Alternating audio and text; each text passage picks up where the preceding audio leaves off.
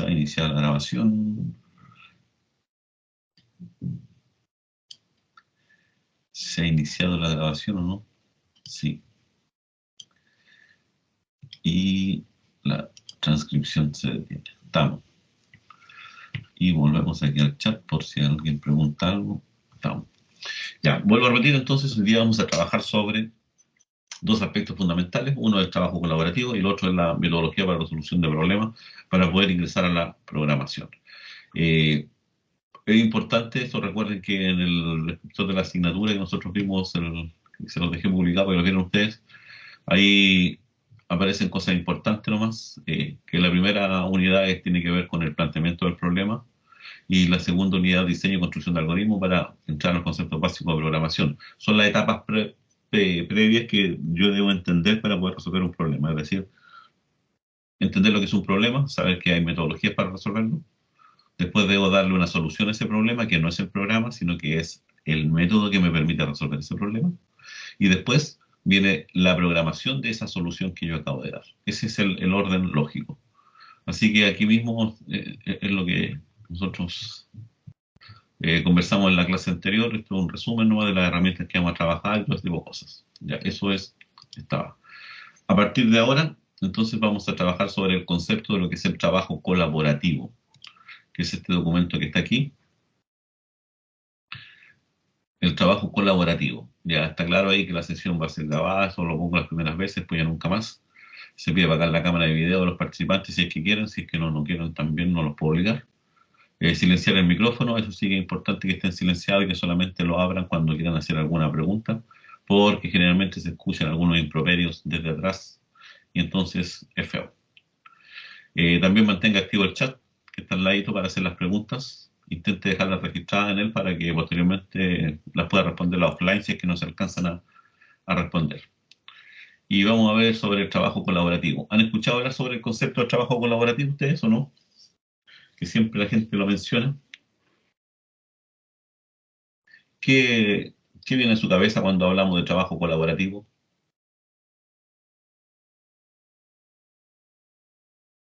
Trabajar en equipo. Ya, trabajar en equipo. Ya, pero trabajo en equipo es lo mismo que trabajo colaborativo.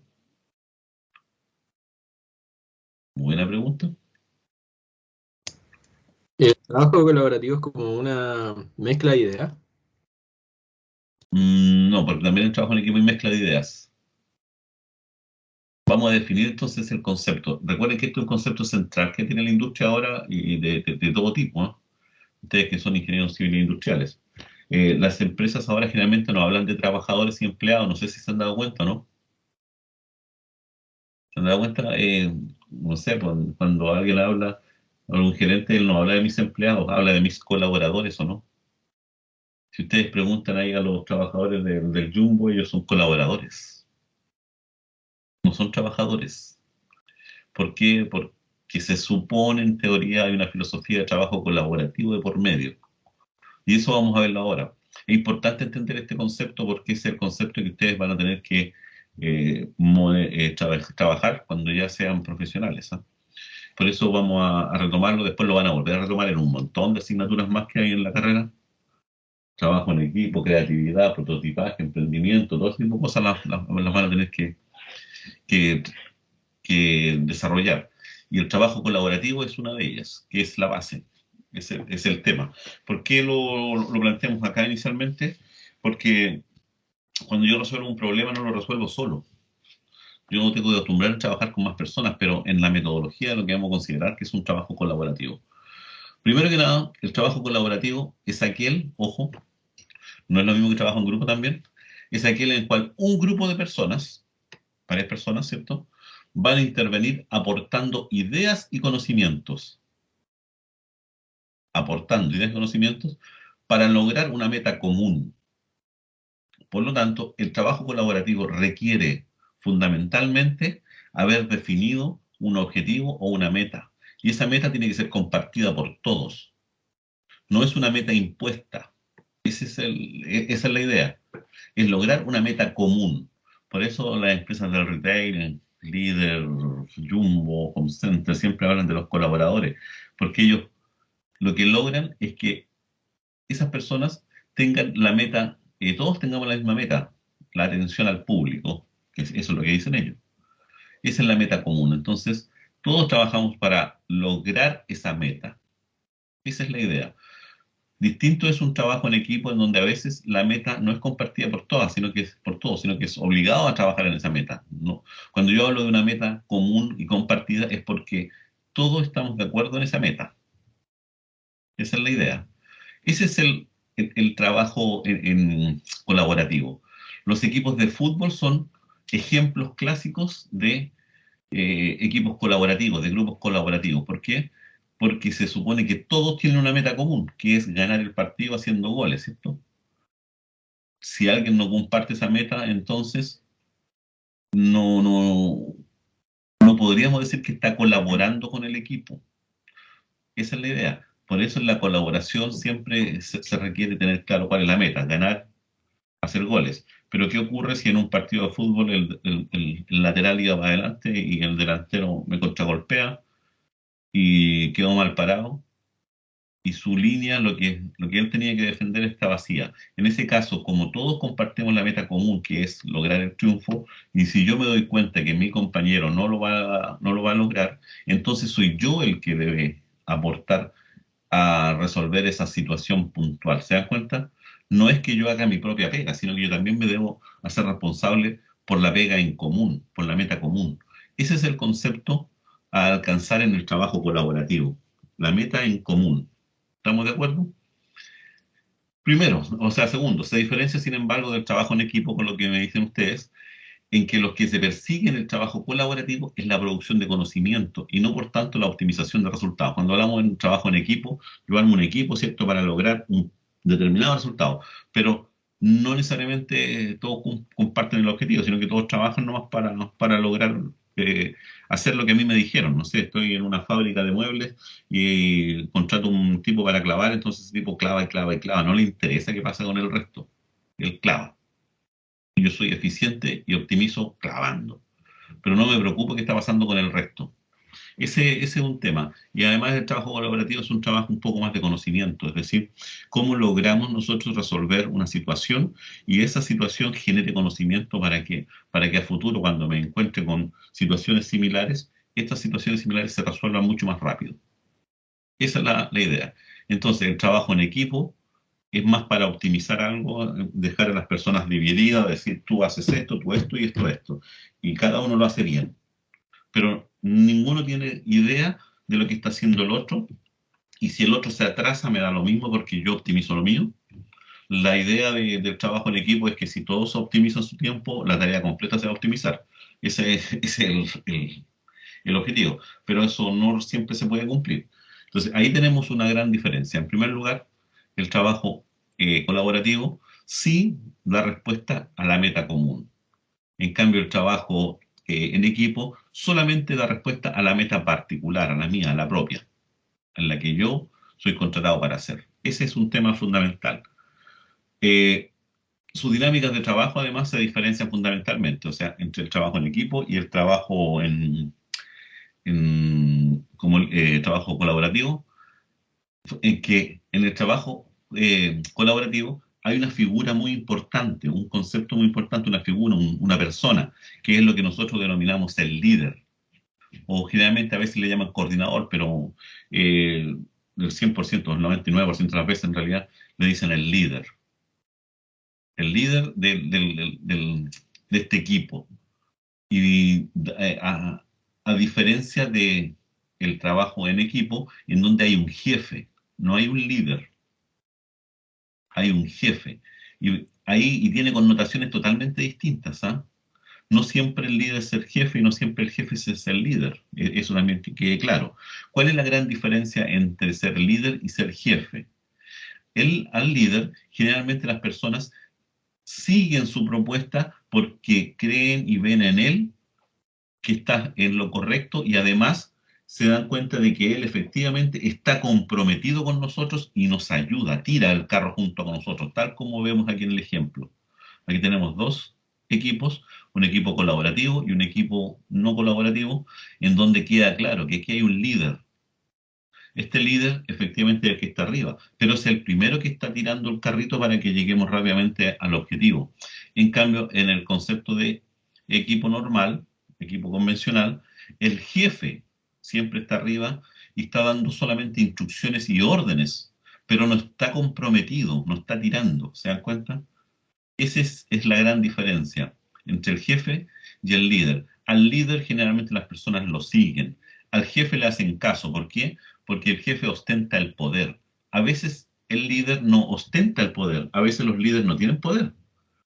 No tienen el poder otorgado por alguna entidad superior. No.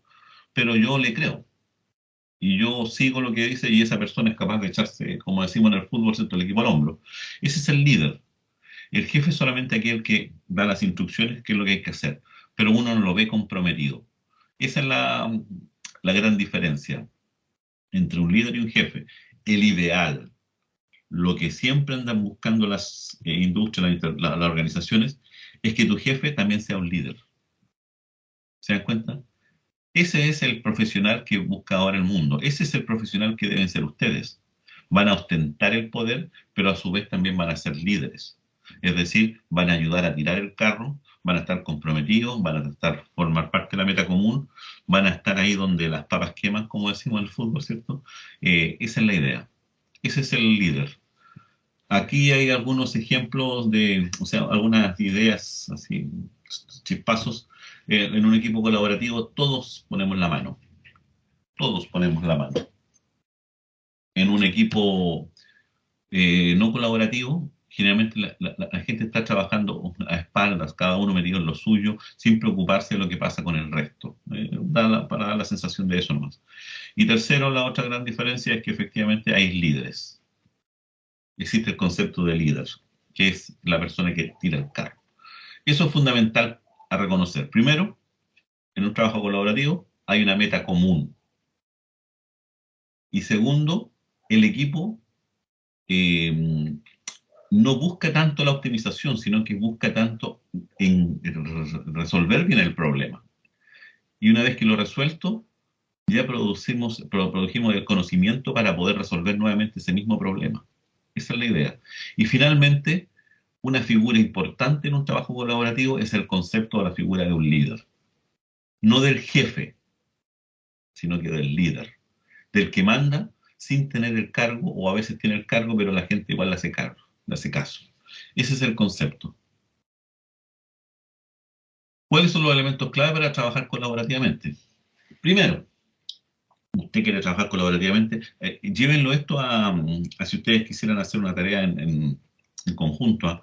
Hay una propuesta, hay un proyecto que deben realizar ustedes para alguna asignatura y traten de poner en práctica estos elementos que estamos viendo acá. Primero, definan el objetivo común. O sea, si hay un grupo de personas que queremos resolver un problema, nos sentamos todos y definimos cuál es el objetivo común. Obviamente, entregar la tarea, pero ¿cómo lo vamos a hacer? Eso es lo que debe estar claro. Y además, ese objetivo común debe responder también a las necesidades y desafíos que cada uno tiene en sus funciones. Es decir, yo no puedo esperar resolver un problema colaborativo si no tengo los elementos o las personas, entre comillas, con esos conocimientos para poder tomar esas labores. La idea del trabajo colaborativo es que yo pongo a disposición de este objetivo común toda mi experiencia, todo lo que yo sé. Ese es el tema central. También debemos asumir una responsabilidad individual y compartida para alcanzar este objetivo. ¿Qué significa? Que si yo soy especialista en una cierta área, me responsabilizo por esa parte que es personal, que es individual, pero a su vez también tengo que preocuparme por qué está ocurriendo con el resto, si los demás también están trabajando para alcanzar el objetivo. Si no es así, debo una de dos, o apoyar o denunciar y decir que efectivamente que hay gente que no está compartiendo y por lo tanto debería estar fuera del grupo, fuera del equipo colaborativo, porque no está cumpliendo con esto. Esto sería como, por ejemplo, el concepto que le hablaba del fútbol, que el lateral salió corriendo a hacer un centro y le quitaron la pelota, dejó su área pelada ahí, y viene el delantero rival y yo, que era el goleador del equipo, me doy cuenta de esa situación y ahí ya no es mi responsabilidad individual, sino que es mi responsabilidad compartida de intentar ayudar, es decir, yo ir a cubrir esa plaza. No voy a ser el especialista, pero sé cómo hacerlo y sé cómo ayudar. Y ahí viene nuevamente la responsabilidad individual del que sí lo tenía que hacer, de volver a retomar y recomponerse. Eso es lo que hacen los equipos que trabajan de manera colaborativa. Ahora, ¿qué pasa si yo soy el centro delantero y miro que se arranca el otro y estoy a 2 metros y no corro? En ese caso, entonces ya no le sirvo al equipo. No, no podría formar parte del equipo. ¿Por qué? Porque no estoy asumiendo mi responsabilidad compartida, solamente me estoy preocupando de lo mío individual, que es hacer goles, ¿no? Eso no lo queremos. También hay que asegurar la participación activa y comprometida de todos los miembros. Es decir, todos tienen que participar. Cuando yo hago una pregunta en el equipo colaborativo, todos tienen que participar. Acá yo hago una pregunta y no participa nadie, así que, ojo, hay que ir mejorando esa parte de su formación. Y además comprometido, es decir, comprometer a todos. Aquí es una tarea y resulta clave el concepto de líder. O sea, el líder es el que tiene que asegurar el compromiso de todos los miembros. Ese es el tema. Por eso el líder tiene que tener ciertas características. El líder no puede ser cualquier persona a lo mejor. Tiene que haber desarrollado ciertas capacidades. Esas son las capacidades que nosotros vamos a intentar desarrollar con ustedes en los cursos del cuarto y quinto año. Pero existe aquí una gran disyuntiva, una gran discusión siempre.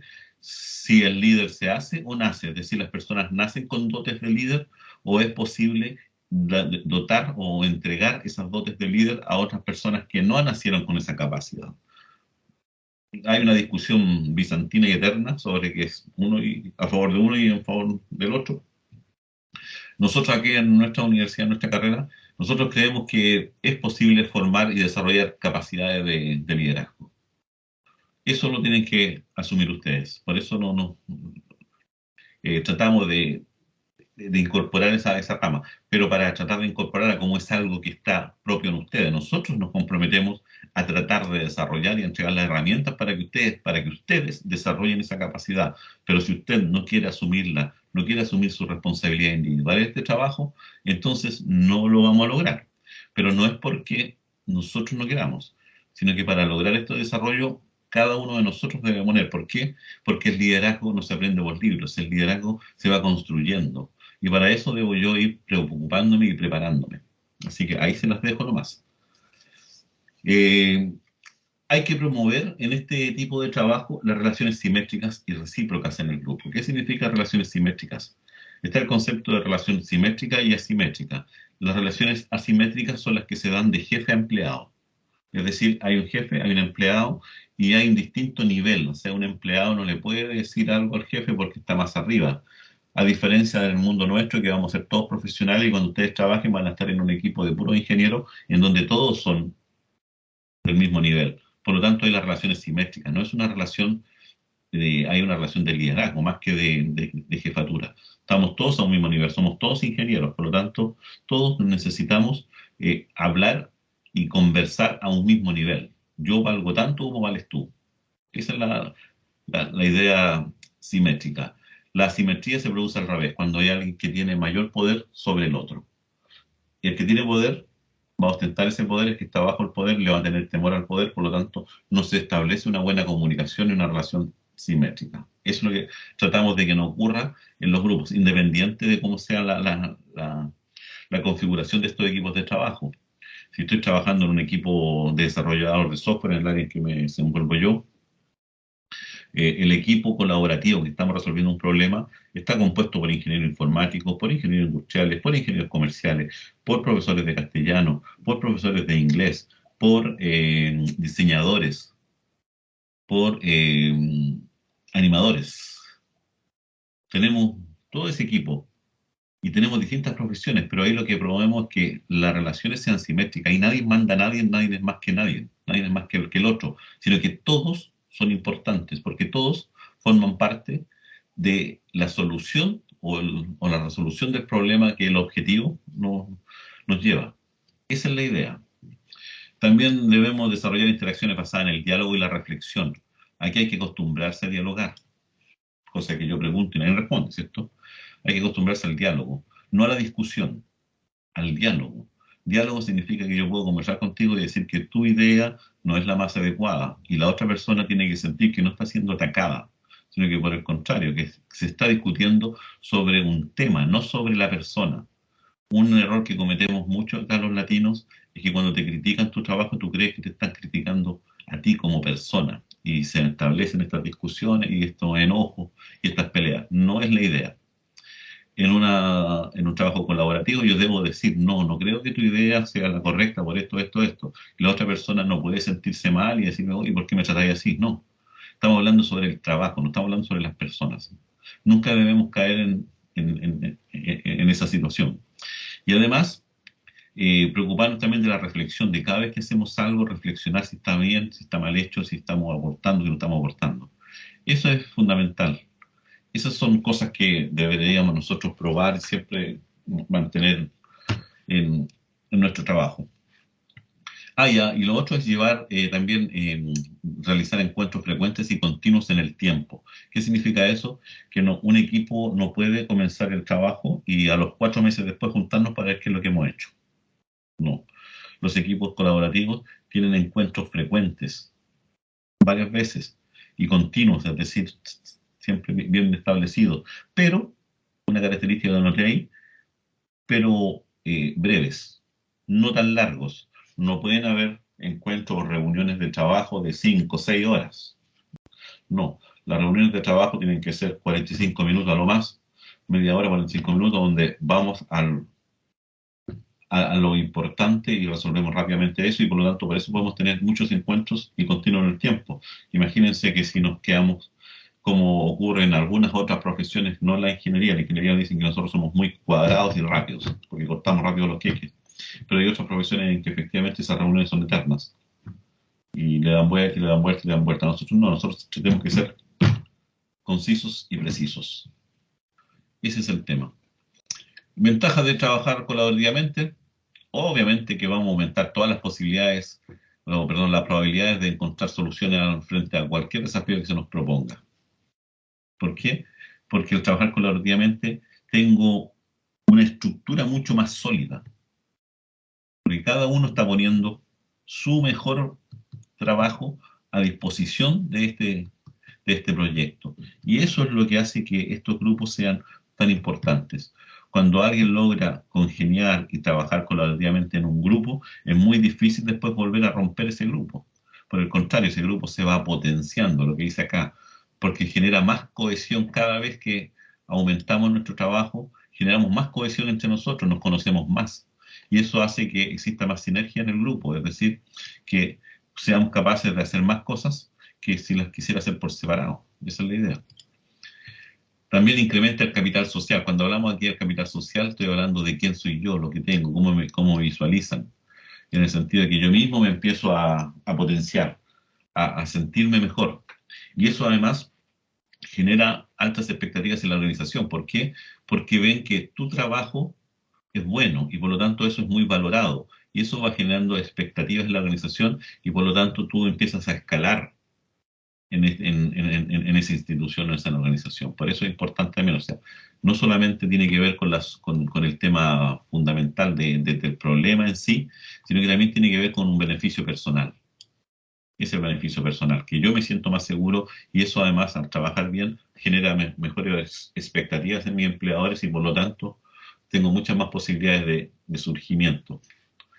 Y además, optimizar el uso del tiempo y de los recursos, está claro. Todo ingeniero lo único que tiene que andar buscando siempre inicialmente es la optimización. Esa es la palabra clave. Y ustedes, para eso se les prepara. Los ingenieros civiles e industriales tienen que optimizar lo que venga.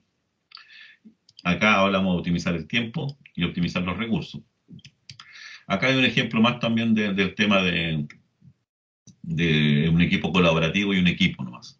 Aquí en el equipo colaborativo llegó ya a la meta, su líder va tirando junto con el resto de sus colaboradores. En cambio acá, en una empresa normal, ¿qué es lo que ocurre? Los colaboradores van tirando, pero el jefe va arriba. En lugar de a lo mejor ser un aporte, es un estorbo, es un peso adicional que llevan. Entonces es importante reconocer esas características. Así que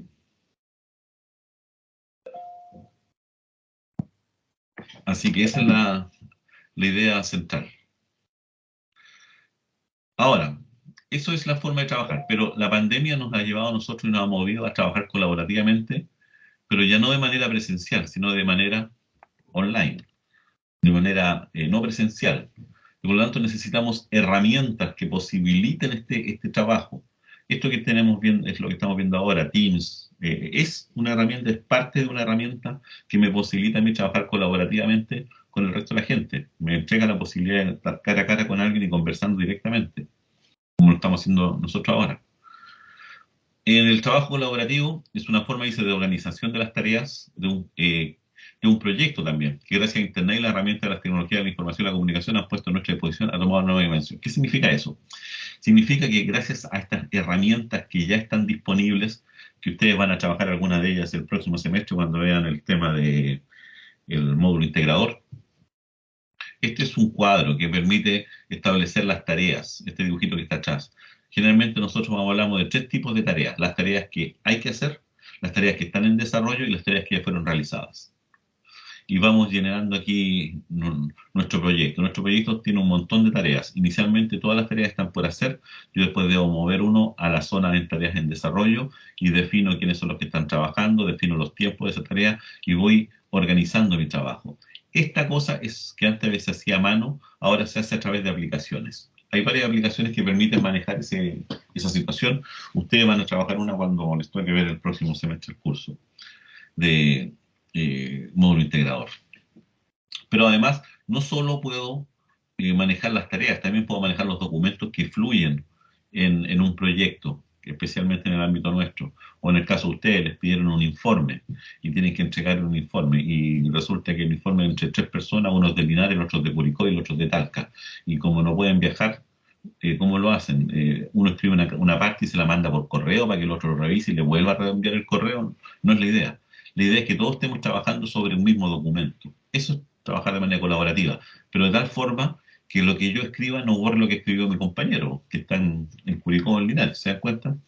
Esas herramientas existen hace mucho tiempo que existen, pero que no se han usado y que ahora, gracias a la pandemia, todo el mundo las quiere y todo el mundo quiere usarlas. Está toda la suite de trabajo del Office, que se llama Office 365. Está toda la suite de Google. También está la suite de Mac, pero la dejé de lado porque estas son las dos más utilizadas en el mundo, o sea, que ustedes pueden tener a disposición, no en el mundo.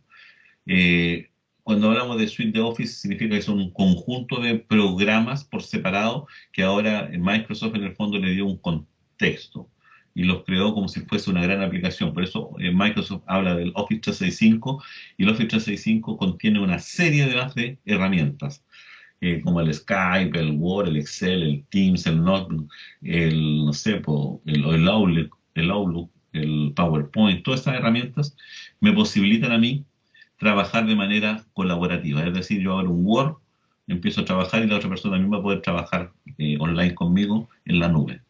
Esas herramientas que son de pago, estas de Office, también se pueden hacer en el mundo Google y estas herramientas son gratis. ¿Alguno de ustedes ha trabajado en Google con herramientas colaborativas? Sí, profe.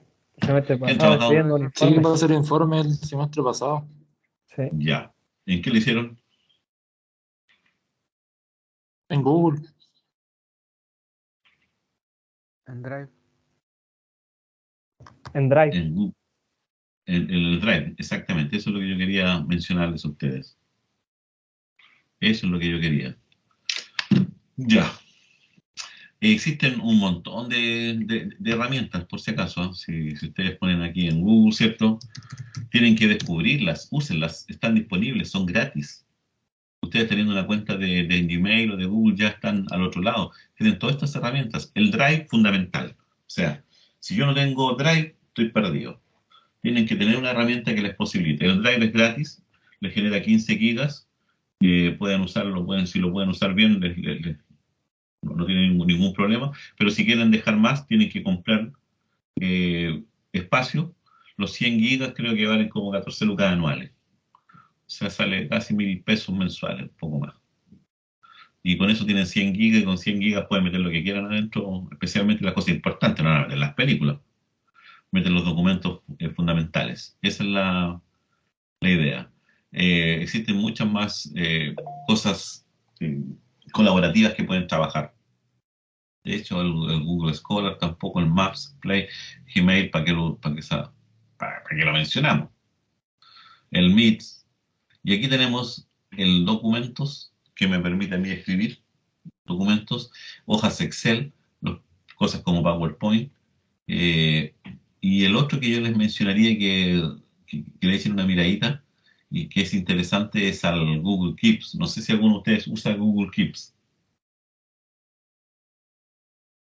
Por mi parte, Primera vez profe, que lo nunca escucho. la había escuchado. Úsenlo, porque lo simpático que tiene es que si ustedes están trabajando aquí en el computador, ¿cierto? Y quieren hacer alguna nota, recuerden que ustedes realmente pegan notas, decían, en el computador, ¿cierto? Existen esas notas amarillas o físicas. Aquí ustedes pueden crear nuevas notas. Añade una nota, ustedes ponen lo que quieran y listo. Y quedó añadida la nota, pero la gracia está en que si esto lo tienen sincronizado con su celular, las notas van quedando también registradas en el celular. Entonces, de cualquier forma, yo puedo tener acceso a todas mis cosas. ¿Se dan cuenta? De cualquier parte, no necesariamente de estando frente al computador. Se me ocurrió una idea cuando venía en la micro y no quiero que se me vaya, la pongo en el celular. Y como se queda apenas se conecte, se va a sincronizar, entonces la voy a poder ver después en el computador. Y la puedo ver de distintos computadores. Esa es la idea. Y el otro tema es de Google Drive, que ustedes pueden compartir carpetas.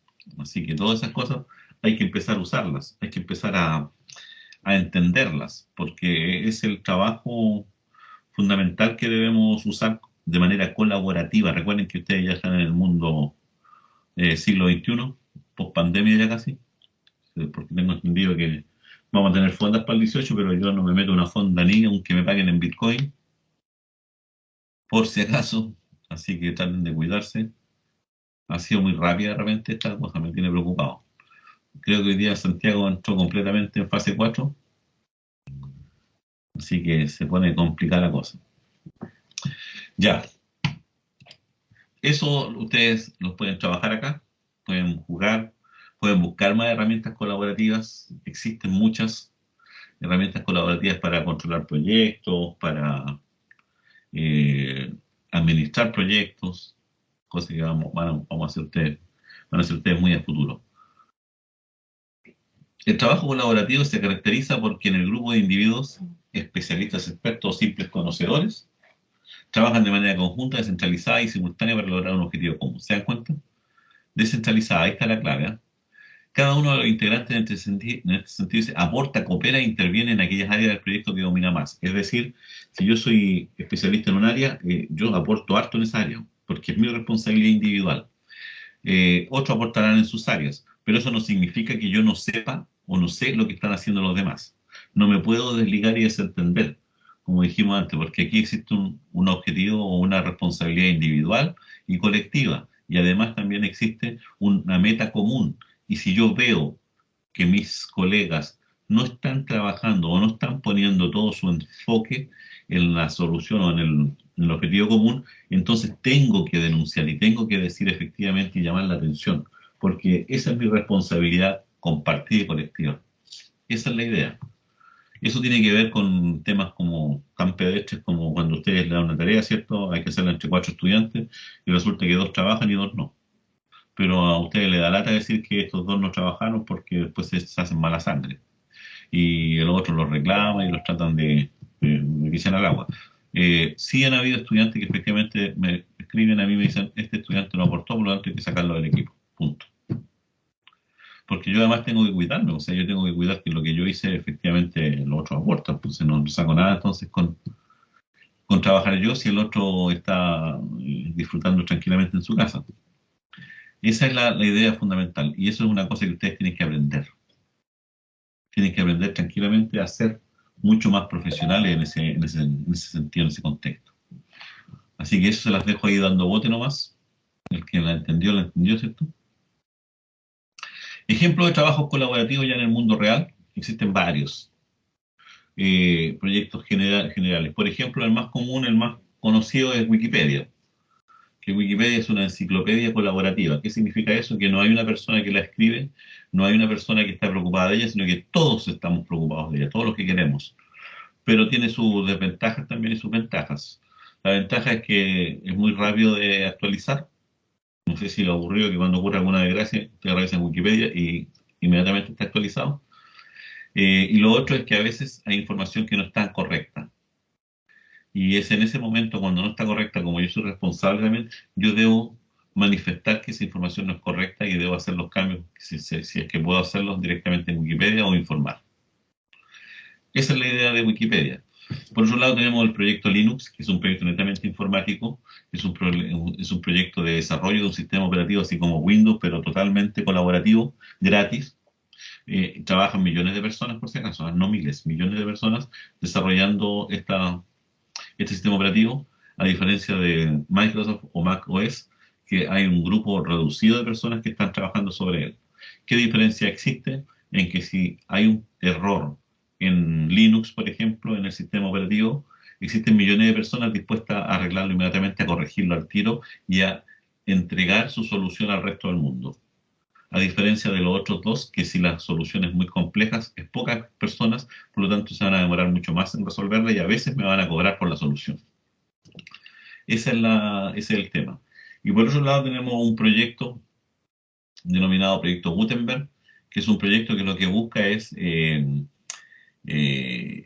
digitalizar libros, pero para que queden disponibles gratis. Pero digitalizarlo significa toda una pega. Hay que tomarlo, escanearlo, arreglarlo, modificarlo, para poder dejarlos disponibles. Obviamente son libros que ya perdieron el derecho a autor. No estoy hablando ahí de libros que tienen derecho a autor y que sería un pirateo. Pero ese proyecto Gutenberg también existen. Generalmente ahí están los libros de, no sé, pues de Shakespeare, de Cervantes, todos esos libros ya súper antiguos están ahí disponibles para que todo el mundo los pueda tener en su disposición. Ese es el proyecto Gutenberg. También ha habido otros proyectos interesantes que tienen que ver con el trabajo colaborativo, con la forma colaborativa, cuando todavía no se hablaba de trabajo colaborativo, que estamos hablando a fines de los 80, principios de los 90, de un proyecto muy interesante que se denominaba el proyecto SETI. Ahora hay varios proyectos SETI, ¿eh? Pero el proyecto SETI era un proyecto colaborativo que lo que buscaba era tratar de encontrar evidencia de vida extraterrestre. De ahí cómo lo hacíamos, cómo trabajábamos todos, simple. Era muy simple el proyecto, pero era interesante. Y aquí si ustedes ponen SETI en Wikipedia, sale el proyecto SETI. Es el acrónimo de Search for Extraterrestrial Intelligence, busca inteligencia extraterrestre. Esa es la idea. Habían varias estas cosas dando vuelta, pero el SETI Home, que era el SETI inicial, en el fondo lo que hacía es cuando yo me incorporaba como miembro colaborativo de este proyecto, yo ponía a disposición el poder de cómputo o el cálculo de mi computador personal, de mi notebook, de mi equipo, a disposición de ellos para que ellos lo usaran, entre comillas, cuando mi equipo estuviese en descanso, en reposo, es decir, cuando no lo esté usando y, no sé, me tenía que ir por 20 minutos, por ejemplo, a una sala, a una reunión, y el equipo que aprendió por 20 minutos, en ese momento se activaba el salvapantalla, ¿cierto? Lo que se hace siempre, pero en lugar de los salvapantalla clásicos que están dando vuelta, vuelta, vuelta, lo que hacía es que recibía un trozo de información de un radiotelescopio. Los radiotelescopios captan señales del espacio, un trozo pequeño nomás, y trataba de buscar si había o no algún patrón en esa señal. Y eso es lo que estaba haciendo constantemente. ¿Por qué? Porque los radiotelescopios capturan mucha información segundo a segundo y no les da tiempo como para poder procesarla. Entonces, ¿qué es lo que hacían? Distribuían de manera y esperaban que todos colaboráramos con ese proyecto. ¿Qué significaba eso? Que nos enviaban trocitos de ese código. Yo no lo veía nada. ¿Sí? Para ustedes, lo único que tenían que aceptar nomás era que efectivamente incorporarse al proyecto. Entonces, cuando el computador entraba en modo de reposo, es decir, cuando se activaba el salvapantalla, uno tenía que dejar activo el salvapantalla que le mandaba a SETI.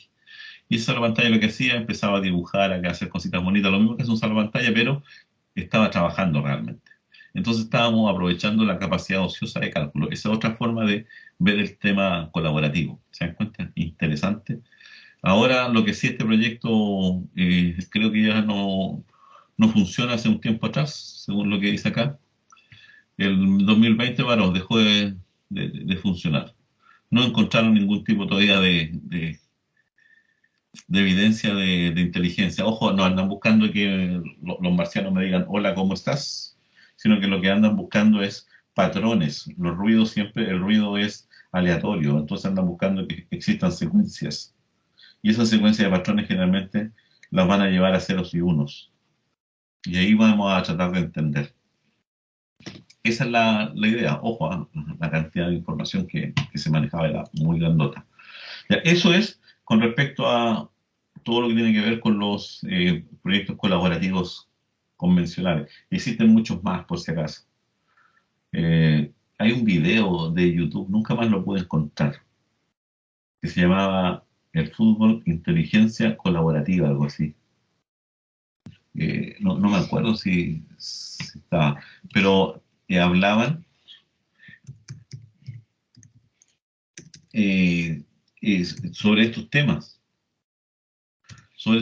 fundamentales, fútbol, inteligencia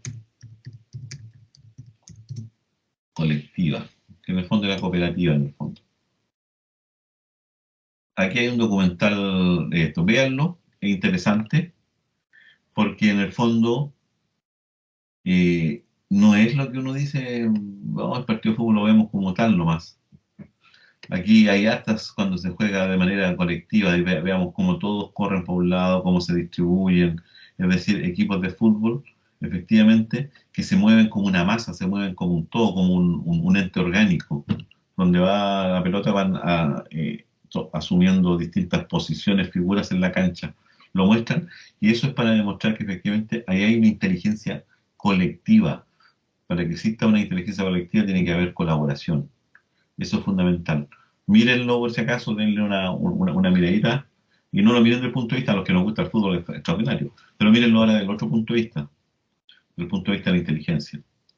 Y se van a dar cuenta que efectivamente el fútbol tiene esa particularidad. Ahí tenemos otro ejemplo más. ¿Qué pasa en nuestro mundo, en el mundo de la programación, con el trabajo colaborativo? Enseñar a programar hay varias formas de hacerlo, pero generalmente la metodología que más usamos nosotros es una metodología que se llama resolución de problemas, obvio, porque programar es resolver un problema. Eso que quede claro, programar no es codificar, no es anotar, no es escribir instrucciones. Programar es resolver un problema. Por lo tanto, la metodología obviamente a usar en esta asignatura es la resolución de problemas, pero ello implica utilizar técnicas colaborativas. ¿Por qué? Porque yo no puedo resolver un problema solo. Nosotros enseñamos a nuestros estudiantes que los problemas se resuelven en equipos de trabajo. Por lo tanto, vamos desarrollando esa característica. Una de las primeras formas, por ejemplo, es lo que se denomina la programación en pares. ¿Qué significa eso? Que cuando estamos programando ya una solución, no la programan una sola persona, sino que son dos personas sentadas juntas, una al lado del otro, pero en un solo teclado, un solo computador, una sola pantalla, y van comenzando y van comentando. Van viendo ahí si puede haber ocurrido un error o no. Esa es una técnica colaborativa ya que se usa. También trabajamos con el concepto de lo que vienen ahora los IDE, que son los entornos donde vamos a desarrollar nuestros programas, así que tranquilo con la sigla, ya la entenderán. Pero hay IDE, el que vamos a usar nosotros, sí es colaborativo, sí nos permite la colaboración. Hay una parte que siempre dice que aprender un lenguaje de programación es difícil, eso está claro. El estudio de la ciencia de la computación se concibe necesariamente como una actividad colaborativa, que se centra más en la resolución del problema y el pensamiento algorítmico que en la programación. Ojo con eso. Claro, nosotros llamamos programación, pero aquí la programación no entenderla como la codificación, es decir, solamente la escritura de algo. La programación es la resolución del problema, el pensamiento algorítmico, todo eso. Esa es lo importante. Y ahí lean ustedes todo esto lo saqué de un paper, ¿no? que fue publicado hace unos 3, 4 años atrás, que habla de cómo apoyar el trabajo colaborativo en asignaturas de programación. Así que ahí ustedes le pegan una miradita, lo leen tranquilamente. Hay varios aspectos. Dice, es un tanto difícil para estudiantes de primeros años escribir un programa de computador debido a que en su gran mayoría no tienen buenas bases en ciencia y matemática. Y eso también es fundamental. Una persona que tiene una buena base en ciencia y en matemática es muy probable que le vaya muy bien en informática, porque la informática es una derivación de la matemática. Recuerden, cuando vi un poco la historia, yo les mencioné todas esas personas importantes en nuestro mundo y son todos matemáticos. Es decir, la computación es una ciencia que deriva de la matemática, eso está claro. Eh, Además, la programación en pares tiene el potencial de aumentar la confianza. Cuando yo trabajo con otra persona al lado mío y que nos confiamos los dos, esa confianza mutua hace que crezcan más esa posibilidad o decrezca en realidad ese temor a decir las cosas. Porque yo ahora, como tenemos confianza, yo la puedo decir y si me equivoqué no importa, te tengo confianza, así que no hay problema. Tenemos que lograr esa confianza entre nosotros. Es lo que yo trato de hacer ahora con ustedes, pero nunca nadie contesta. Esa es la idea. Y aquí hay varios tipos de trabajo colaborativo y programas, elementos que yo puedo hacer. Por ejemplo, lo básico es la escritura colaborativa. Obviamente, si estoy escribiendo un Word, es el Google Drive, ese tipo de cosas. Pero nosotros vamos a trabajar en la escritura colaborativa de programas y para eso vamos a usar una herramienta que se llama GitHub. Después, cuando nos toque el tema, ahí vamos a ver el GitHub. Esa es la idea. Y hay un montón más de cosas que trabajar acá, pero esto lo saqué nomás del, del, de ese documento. Para hablar algunos conceptos, por ejemplo, lo que es una hackathon, que está muy de moda ahora. ¿Qué es una hackathon? Buena pregunta. Las hackatones no solamente se hacen en informática, las hackatones se hacen en todas las carreras y en todas las profesiones, por si acaso. Ya, entre esas herramientas básicas que nosotros estamos trabajando está el Scratch. ¿Por qué les pido yo a Philip que trabaje en Scratch? Porque con Scratch lo que buscamos nosotros es desarrollar, primero que nada, lo que ya va a venir a continuación, es un proyecto para hacer en Scratch, pero ese proyecto tiene que ser entre 3 o 4 personas, colaborativo, y bueno, tienen que acostumbrarse a discutir entre ustedes. Recuerden que en su malla formativa, tienen un montón de asignaturas raras que dicen ustedes, son las que dan acá las profesionales, como por ejemplo, emprendimiento y creación de empresas, desarrollo personal y liderazgo, creatividad y prototipaje. Miren las palabras que estamos hablando. Aquí hablamos de emprendimiento, liderazgo, creatividad, propiedad intelectual, marketing, inteligencia competitiva y vigilancia tecnológica. Es decir, son cosas que van más allá de lo de ciencias básicas, pero tienen que ver con algunas de las que vamos a comenzar a trabajar ahora. Scratch, ¿a dónde apunta? Scratch apunta al trabajo colaborativo y a la creatividad. ¿Cómo utilizo yo mi creatividad? ¿Cómo voy desarrollando esa capacidad? Otra pregunta que siempre han hecho, ¿la creatividad se nace o se hace? Y nosotros somos convencidos aquí en la universidad de que todas estas habilidades se pueden desarrollar, siempre y cuando la persona que la va a recibir las quiera desarrollar. Nosotros entregamos la herramienta, pero si las personas no las quieren tomar, entonces no hay nada más que hacer. Así que Scratch nos potencia la creatividad. Aquí hay una guía para desarrollar el juego del Pong. No sé si la han visto con Philip, pero sería interesante. Si ustedes siguen esta guía, que es lo que viene a continuación, una metodología o un algoritmo para resolver un problema, porque eso es una guía que está escrita de una manera distinta, no de una manera convencional de lo que es un algoritmo, pero que son los pasos. El Pong es un juego clásico que se puede replicar fácilmente, para ello precisamos, y ahí ustedes tienen que determinar. Ya, me pidieron como tarea hacer un Pong, chuta. Ahí tengo que empezar a estudiar un poco lo que es Scratch, tengo que estudiarlo, tengo que revisar, tengo que hacer cosas, yo ya le dejé material, pero después debo poner objetos. La idea del Pong es que hay una pelota que está rebotando, ¿cierto? Está entre dos jugadores. Los jugadores pueden ser paletas, personas, cabezas, lo que ustedes quieran. La pelota lo mismo, el fondo lo mismo, los arcos también. Entonces la creatividad ya la comenzamos a desarrollar así, o sea, yo ya tengo la estructura. Aquí está la estructura, cómo funciona. Pero ahora viene la creatividad mía de qué hago con los personajes. Cómo se me ocurre a mí contar una historia distinta, pero con los mismos personajes y con las mismas instrucciones que tienen todos. ¿Cómo desarrollo esa capacidad? Primero, tengo que entender cuál es el problema que tengo que hacer. Efectivamente, entender el problema, es decir, el juego. Si no entiendo el juego, estamos perdidos. No lo voy a poder nunca programar. Segundo, tengo que diseñar o conseguir los elementos u objetos que van a interactuar en el juego. Está claro, más arriba lo dice, necesito 2 paletas, una pelota, 2 líneas verticales que serán los arcos, un fondo, es decir, todo eso lo tengo claro. Cuando veamos el tema de los problemas, ahí nos damos cuenta que esto es siempre lo mismo. Sugerencia dice, explore el apartado objeto de Scratch. Yo les dije, como ejemplo, ese puede ser una paleta, este puede ser otra paleta, este puede ser la pelota, este puede ser el fondo y estos son los arcos. Pero usted cree otras cosas. A lo mejor es necesario que aquí ponga un personaje, otro personaje, la pelota sea una de básquetbol, o sea un cuadrado, o sea un planeta, no sé, usted ahí decida, usted cree una historia completa. Vamos a jugar por otro lado a cómo Thanos pelea contra, no sé, pues, contra Iron Man para destruir este mundo. Y le pone un color ahí, y aquí pone una figura que es Thanos, el otro es Iron Man, este puede ser un planeta que lo están dando vueltas, ¿cierto?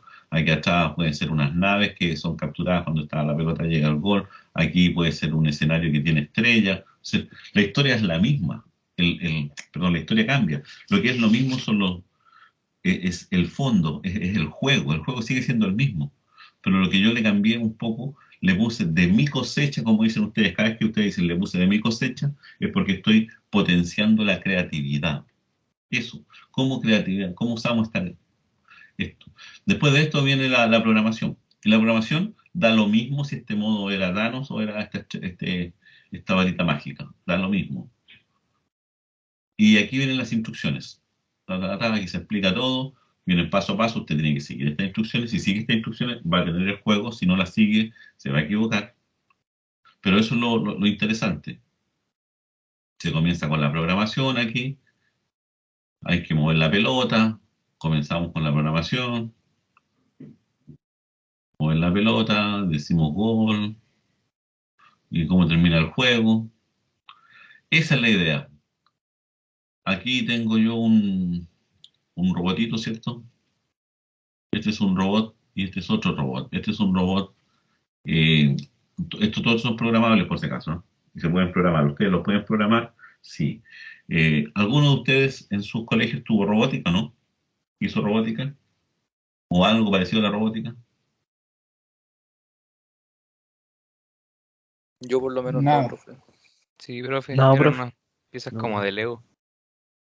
¿Alguien hizo uno de Lego en el curso anterior? Sí, me dijeron que también. Y los simpáticos, ¿saben cuál es el problema de esto? Que yo digo, tanta plata que se gastó. Durante muchos años existió un proyecto que se llamaba el Proyecto Enlaces, eh, que cambió hace como 5, 6, 7 años atrás ya y se asumió de una manera distinta. Pero del año 95 hasta hace como 7 años atrás había un proyecto que se llamaba, 5 años atrás, un proyecto que se llamaba Enlace, que es el que entregaba equipamiento a los colegios en computación. Primero entregaba computador y después otro equipo. Durante muchos años estuve a cargo de ese proyecto aquí en la región. Después de eso, y en la última etapa, cuando yo ya no pertenecía a este proyecto, lo que sí tengo claro es que entregaron a todos los colegios de Chile robots. Y todos los colegios tenían por lo menos entre 5 y 10 robots, tanto Lego como estos que ven en la van. Y yo cada vez que pregunto, nadie los ha visto nunca más. Y se entregaron a todos los colegios. Y yo tuve que hacer capacitación a algunos profesores para que hicieran capacitación a otros profesores. Es decir, como una pirámide. Me mandaron unos tantos profesores, yo los tenía que capacitar en la programación de estos robots y ellos después tenían que eso replicarlo en los distintos colegios. Eh, por lo tanto, es raro cada vez que yo pregunto, siempre hago esta pregunta, si han visto robots en sus colegios y todos me dicen que no, cuando en realidad deberían todos haber dicho sí, por lo menos los vimos y sabíamos que existían. No lo usamos, pero no importa, pero estaban. Eso es por si acaso. Este es un robot hecho por la NASA, diseñado por la NASA, que está programado en Arduino. que es un lenguaje C, el lenguaje C, un lenguaje complicado para el mundo que recién comienza. Este es un robot que ustedes lo pueden comprar por AliExpress, por Amazon o directamente en PC Factory. Y se puede programar. Y este se programa en una herramienta que es bastante similar a Scratch, que se llama Mblock, esta que está acá. Con esta herramienta puedo programar en tipo Python o puedo programar en tipo Scratch. Y hay un montón de ejemplos de qué cosas hacer con el Mbot. Así se llama el robot. Mbot, que trae un montón de sensores. Yo lo que hago es que me conecto y leo los sensores y tomo decisiones en el programa. Esa es la idea.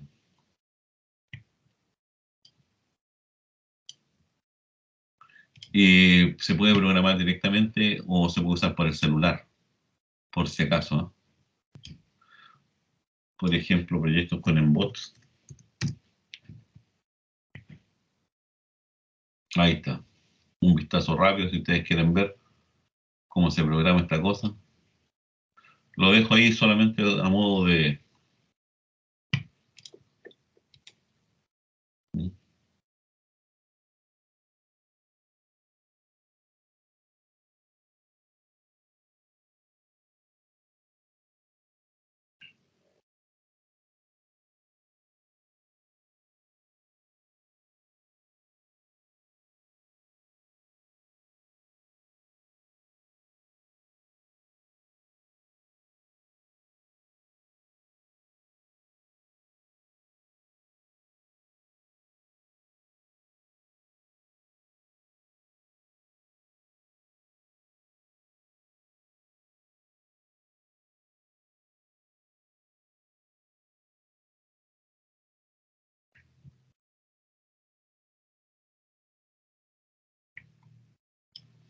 Ya, ese es, por si acaso lo pueden hacer ustedes después de haber aprendido algo de Scratch. Pueden trabajar tranquilamente con el famoso Mbots. Y valores, por si quieren pedirlo para la Pascua. Este es lo venden muchas empresas, pero esto es para tener un poco de idea de los precios. No, estos están siempre un poquitito más caros que el resto. En Santiago hay un montón de negocios que los venden un poco más baratos. Tiene todas estas piezas, ¿ah? Aquí está este. En Curicó quedan dos, en Talca no queda ninguno. De hecho, si lo ven ustedes en Mercado Libre, lo están vendiendo como en 100 y tantas lucas. Estos que están aquí, estos que parecen ojitos, son sensores de distancia. Este que está aquí es el sensor que me permite determinar si está o no sobre una línea. Estas son las ruedas. Estas son las conexiones a los sensores. Aquí arriba tiene un sensor de luz. Eso se conecta a la batería.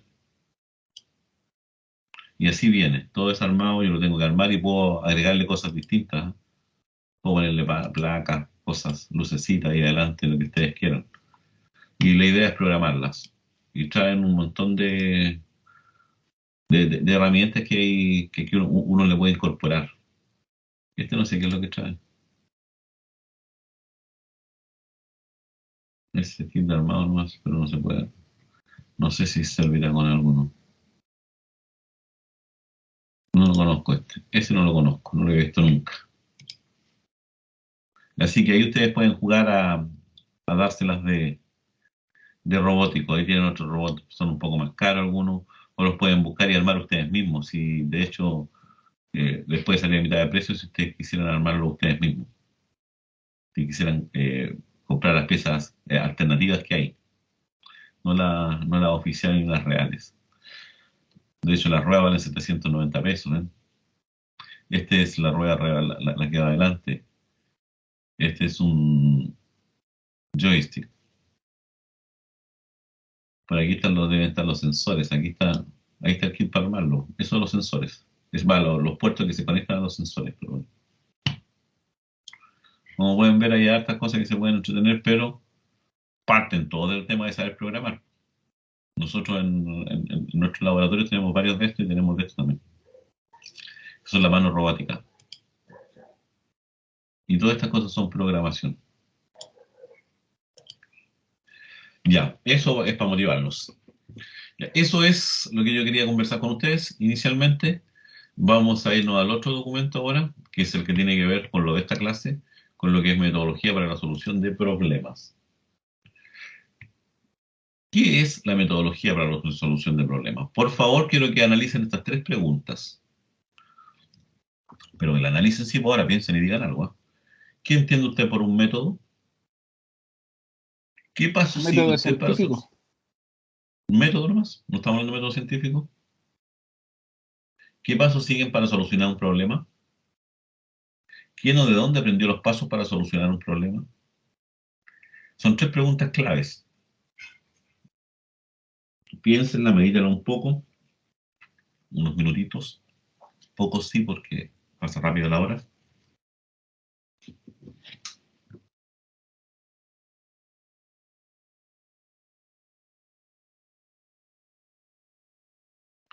Yo ¿Qué por creen ustedes que es método, un método? por ¿Sí? método entiendo que es un plan a seguir, como una guía. Ya, me parece bien. ¿Sí? ¿Para qué uso la guía?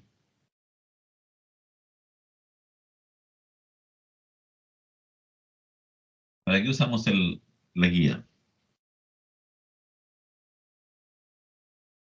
Para cumplir un objetivo. Para alcanzar un objetivo, ¿cierto? Que puede ser la solución de un problema o si lo miramos desde ese punto de vista. Ya, eso más o menos tenemos claro. Un método es como una guía que me ayuda a mí a resolver un problema o a seguir unos pasos para alcanzar un objetivo. Así en términos prácticos. La segunda pregunta es, cuando yo les pregunto a ustedes, ¿qué pasos siguen para solucionar un problema? Claro que la pregunta es muy amplia, muy abierta. Pero llevémoslo a lo mismo que le hice a su compañero delante. A ver, el problema es abrocharme los zapatos o la zapatilla. Uno solo más encima. Abrocharme una zapatilla. ¿Qué pasos siguen ustedes para solucionar el problema? ¿Cómo lo hacen? ¿Se han dado cuenta que generalmente yo hago cosas que ni siquiera las pienso?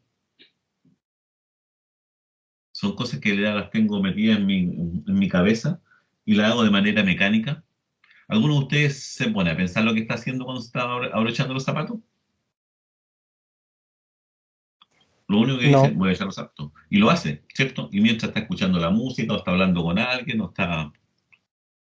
Pero yo les digo ahora, díganme ustedes, piensen cuando se levantaron o hagan el esfuerzo hoy mismo, hoy día, traten de abrocharse los zapatos, pero vayan analizando y viendo todo lo que están haciendo. Porque después yo le voy a tener que decir cuál es el método que usaron ustedes para abrocharse los zapatos, ¿se dan cuenta? Y debe ser de una forma consciente. Tenemos que entrar al concepto de metacognición. Es decir, cuando yo resuelvo un problema, tengo que hacerlo de manera consciente y no de manera subconsciente, es decir, que está metido en la cabeza, pero que yo no me doy cuenta y lo hago. Piensen, ¿qué es lo que hacen ustedes cuando se abrochan el zapato? Y se dan cuenta que hay un montón de cosas que hacen que nunca ni siquiera se habían dado cuenta a lo mejor que lo hacían.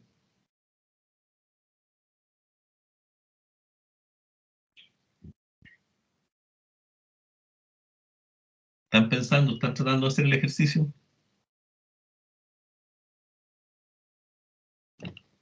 Profe, yo ando con pantufla. Ah, no. Imagínate entonces cuando pongan el zapato. lo primero, agarrar los dos extremos. Ya, ¿cierto? ¿Con qué mano? El del extremo izquierdo con la mano izquierda y el de la Ya, derecha con el de la derecha. Después ya. levantarlo un poquito, ¿Cuánto? cruzarlo, ¿Con qué fuerza? eh, con no ¿Qué tanta músculos fuerza. moviste? ¿Qué músculos se movieron? ¿Tu cerebro a qué músculo le mandó una señal que tenía que apretar? Captan que la cosa se pone compleja, ¿no? Una tarea tan Pero simple como harta abrochar los zapatilla. zapatos. ¿Mm? Por eso compro con velcro, dicen algunos. Pero si se dan cuenta aquí, si el objetivo es que se den cuenta que efectivamente hay una cantidad de mini operaciones que yo realizo que ni siquiera me doy cuenta. Porque incluso hasta de reojo miro y no me doy cuenta cómo los miro, no estoy todo el rato mirándome. Ya lo hago casi sin mirar. Aplico fuerza. ¿Cómo explico yo cómo paso el dedo? Yo sé que tengo que agarrarla así, y ustedes dicen así, lo pasar, ya. Ahí tienen un problema, ¿se dan cuenta? Entonces ustedes, yo le dijese, pero ahora entonces escríbame cuál es el método, escríbamelo, usted, escríbalo en palabras. ¿Cuál es el método que usted usa para resolver el problema ese de abrocharse los zapatos? Ah, no es tan simple. No es tan simple. Eso es lo que yo quiero que ustedes entiendan, que un problema para ser resuelto no es que yo lo resuelva nomás en el mundo nuestro de la informática, porque yo sé que todos saben abrocharse los zapatos. Pero el problema es que, ¿qué pasa si yo les digo ahora, pero ahora díganme ustedes cómo lo hicieron? Porque tienen que enseñarle a una máquina a abrocharse los zapatos. Y ahí empezamos con las discusiones. Eso lo vamos a ver más adelante cuando veamos ya más la algoritmia, pero en el fondo, ese es el tema. Espérame un segundito, me está llevando la secretaria.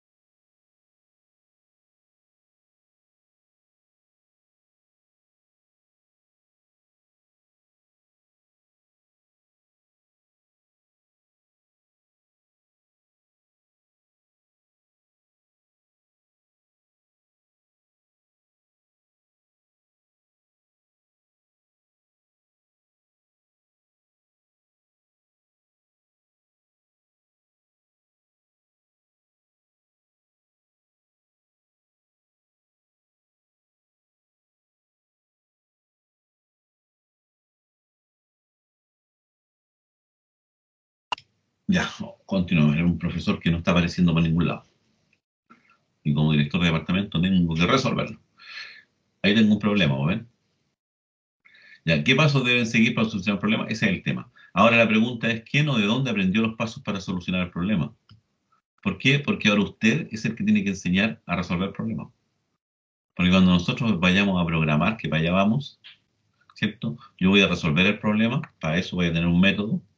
El método me va a poder decir a mí cuáles son las formas de resolverlo. El paso 2, que sería lo que vamos a hacer. Y tercero, tengo que enseñárselo al computador. Y eso es programar. Entonces, esa es la propuesta. Para resolver un problema siempre es conveniente seguir un método. Eso está claro. Nosotros seguimos siempre métodos. Nosotros no resolvemos los problemas aleatoriamente o como maestro chasquilla, ¿cierto? Porque sí, o el ensayo y error, no. Analizamos la situación vía ensayo y error, pero posteriormente tenemos que llegar a un método. Eso es lo que nos hace ser ingeniero y no otra cosa. ¿Para qué? Para que al analizar la solución que yo planteo, pueda obtener una solución que es más eficiente, más optimizada. Recuerden que ustedes, ingenieros civiles industriales, la palabra optimización y eficiencia la van a tener que marcar a fuego en su frente. Es necesario encontrar dentro de la situación todos los elementos importantes. Primero,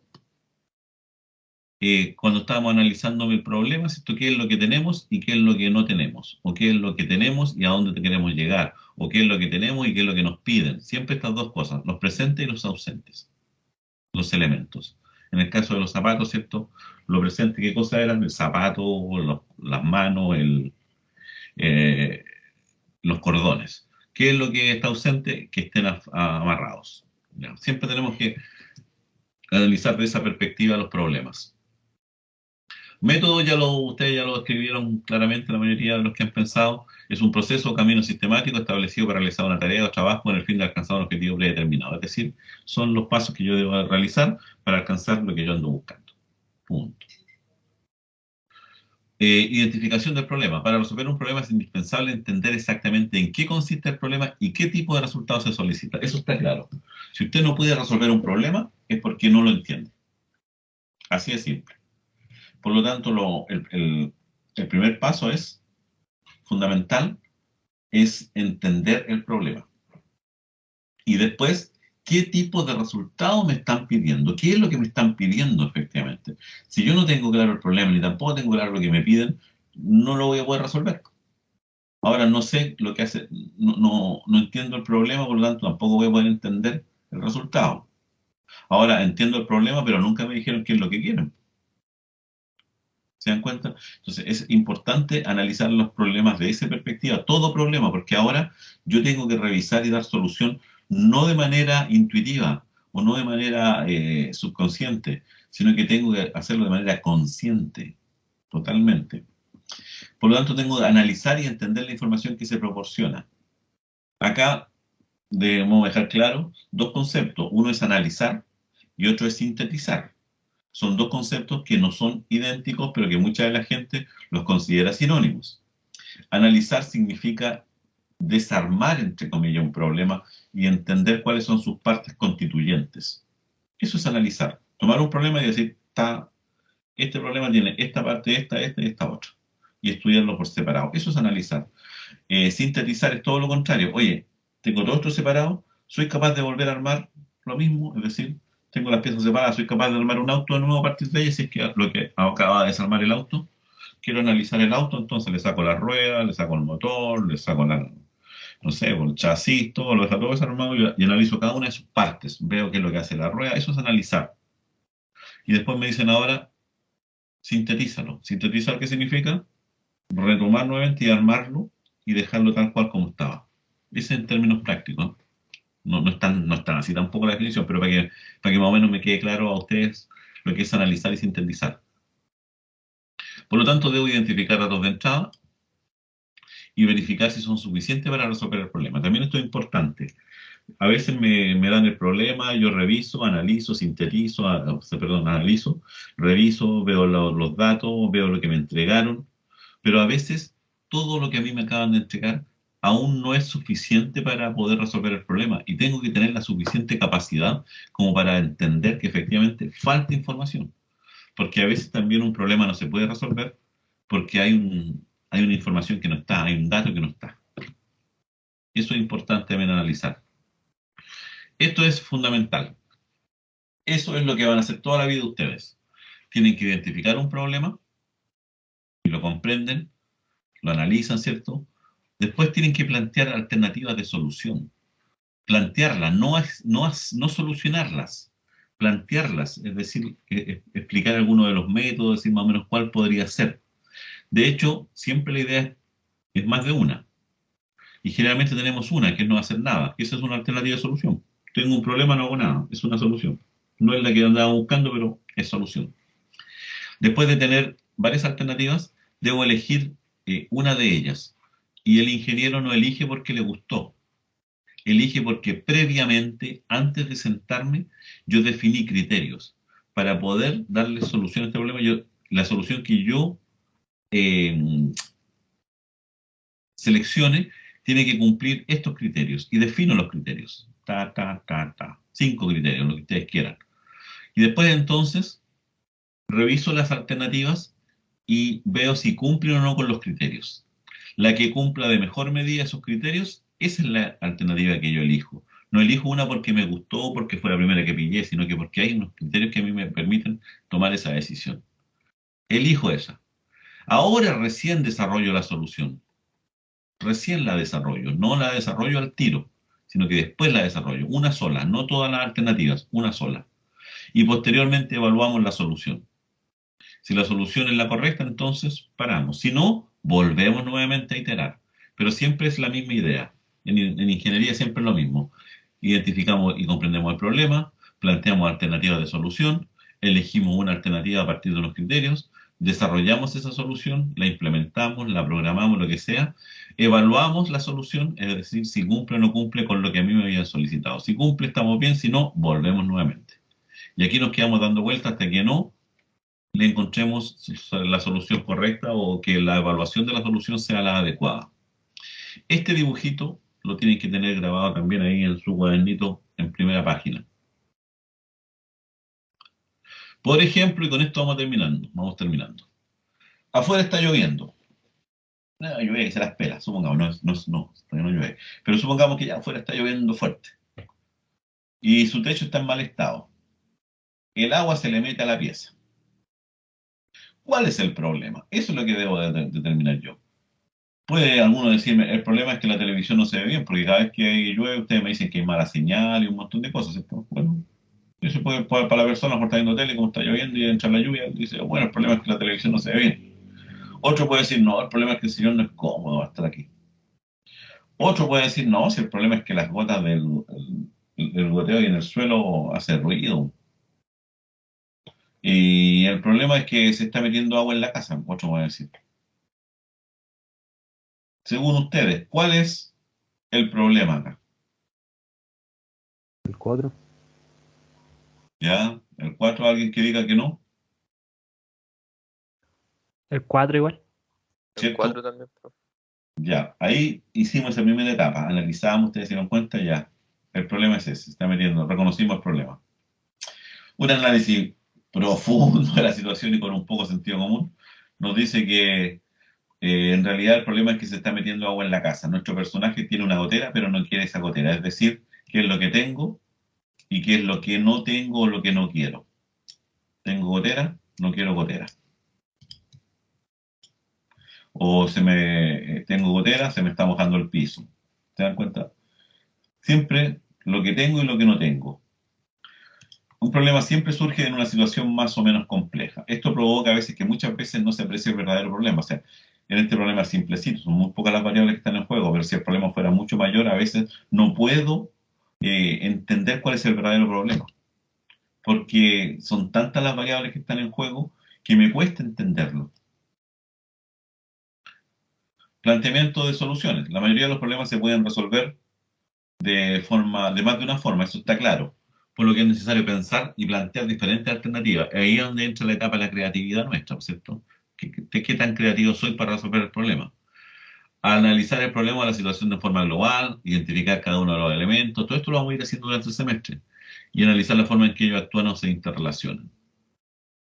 Ojo acá, en el caso que requieran ayuda porque no entienden, no sé, porque falta algo, para establecer las alternativas de solución, no duden en consultar a personas con más experiencia. Eso es clave. Cuando estén comenzando, las personas con experiencia les van a ayudar. O personas que tengan un dominio mayor sobre el tema. O realizar una investigación documental, es decir, revisar libros, manuales, papers, revistas. O a través de YouTube, ver tutoriales, no sé, algo que les permita entender un poco más y poder plantear soluciones o alternativas de soluciones. Por ejemplo, en el ejemplo de la gotera, planteamos estas 4 alternativas de solución. La primera, esperar con resignación a que acabe la lluvia mientras se moja el piso. Esa es la primera que dije yo, que no hacen nada. Segundo, colocar un paraguas en el techo. Puede ser una estrategia, una buena alternativa de solución. Colocar un balde bajo la gotera. O reparar el techo. Tenemos esas 4 alternativas. Ojo a que la solución a un problema es la acción que permite eliminar la diferencia entre lo que tenemos y lo que queremos. Entonces hay que definir bien lo que tenemos y lo que queremos. ¿Cuál creen ustedes que es la solución más adecuada? Reparar el techo. ¿Reparar el techo? Andrés, Cambiar el aislante. Sí, pero eso es reparar el techo, ¿cierto? Pero hay un dato que ustedes no consideraron. Que está lloviendo. ¿Y ustedes se subirían al techo lloviendo para reparar el techo? Por mi parte, no. No habría que colocar un balde bajo la gotera, ¿no? Exactamente. Vuelvo a repetir, la solución ahí, porque ahí es donde entre lo que tenemos y lo que queremos. Inicialmente lo que tenemos es una gotera y lo que queremos es que no se nos moje el piso. Entonces, como no queremos que se nos moje el piso, no queda otra que colocar un balde. ¿Por qué? porque está lloviendo, o sea, no voy a subir al techo con lluvia, porque primero que nada, muy peligroso. A uno dijeron, y además al mojar no nos vamos a resfriar. Es peligroso. Si tengo un techo que es de estos de zinc, y con el agua el zinc se pone resbaloso, pero muy, muy resbaloso, nos podemos caer. Si tenemos un piso de pizarreño, peor todavía, porque con el agua el pizarreño se queda muy, muy poco firme y van a quedar sentados en el living. Si están en un segundo, tercero, cuarto piso, es más difícil todavía llegar arriba. Entonces, o pueden estar en una ciudad en donde existan rayos, y justamente el techo era de metal, entonces eh, les podría partir un rayo, bueno, caer un rayo. O sea, hay, hay que analizar todas las cosas, ¿se dan cuenta? Y por lo tanto, desde esa perspectiva, cualquiera de estas soluciones es posible llevarla a cabo. Sin embargo, resulta casi obvio que las dos primeras no ayudan mucho. La cuarta solución es la mejor, pero considerando que está lloviendo, la solución inmediata es colocar un balde. Y cuando no llueva, reparamos el techo. ¿Se dan cuenta que a veces las soluciones no son la primera que nos aparece? Porque la solución a un problema es la acción que permite eliminar la diferencia entre lo que tenemos y lo que queremos. Y yo lo que tenía que haberme dado cuenta inicialmente es que lo que tengo es una gotera y lo que no quiero es que se me moje el piso. Y ahí está el tema fundamental. Ojo, para elegir una alternativa de solución óptima necesitas valorar las ventajas y desventajas de cada una de ellas, tomando en cuenta las características del problema que deseas resolver. Aquí ya las mencionamos, las ventajas y desventajas. Y habría que pensar, cuando quieren solucionar una alternativa, ustedes tendrían que pensar cuál es la alternativa más viable, es decir, la que se puede hacer, cuál es la alternativa más creativa e innovadora, cuál es la alternativa más directa. Se disponen de los recursos también, ojo, porque yo a veces puedo seleccionar una buena alternativa, pero la pregunta, ¿tengo todos los recursos como para hacerlo? ¿Te das cuenta? A lo mejor hay que cambiar el techo completo, pero no tengo la plata. Entonces, en ese caso, no me queda otra que ponerle nomás un pegamento ahí para que, por donde está cayendo el agua. Pero esas son las formas de pensar en el mundo de la ingeniería. No pensamos con el corazón, pensamos con la cabeza en el fondo. Esto es lo que vamos a ver más a futuro, que los problemas los vamos a tener que dividir en los módulos. Los módulos son el algoritmo y la solución es hasta llegar a la programación. Aquí hay otro ejemplo que ustedes lo pueden revisar tranquilamente. Es más simple también, le pegan una miradita nomás y vean y revisen para ver el tema. El tema fundamental que vimos hoy día, que es primero el trabajo laboratorio y segundo la metodología de resolución de problemas, que lo primero es entender el problema, analizar, ¿cierto? Saber qué es lo que tengo, saber a dónde quiero llegar, saber qué es lo que me falta o qué es lo que no quiero, establecer alternativas de solución y seleccionar una solución. Esa es la metodología de trabajo que vamos a seguir durante todo el semestre.